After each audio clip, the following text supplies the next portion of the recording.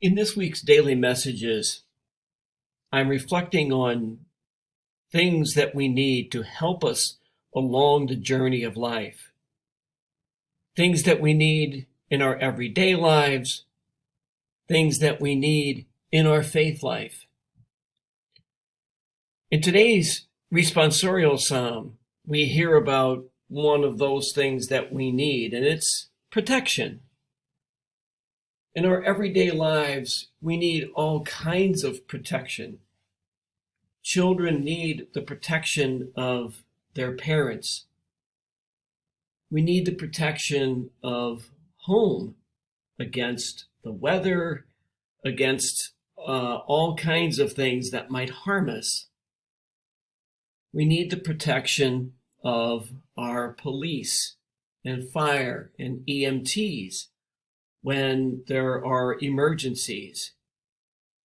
We need the protection of our military from threats to our freedom and our lives.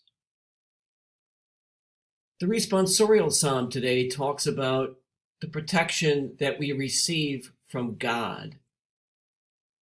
It says, "Be my rock of refuge, a stronghold to give me safety. You are my rock and my fortress. For your name's sake, you will lead and guide me." It goes on, "Into your hands I commend my spirit. You will redeem me, O Lord, O faithful God. My trust is in the Lord. I will rejoice and be glad of your mercy." So we believe and we trust in God's protection. But the protection that God offers us is not the same as the protection that we receive from parents or home or police or military. God's protection does not always keep us from harm. Bad things happen in life: illness, job loss, death. But God's protection gives us the faith and the courage to endure hard times. That's how God's protection works in our lives.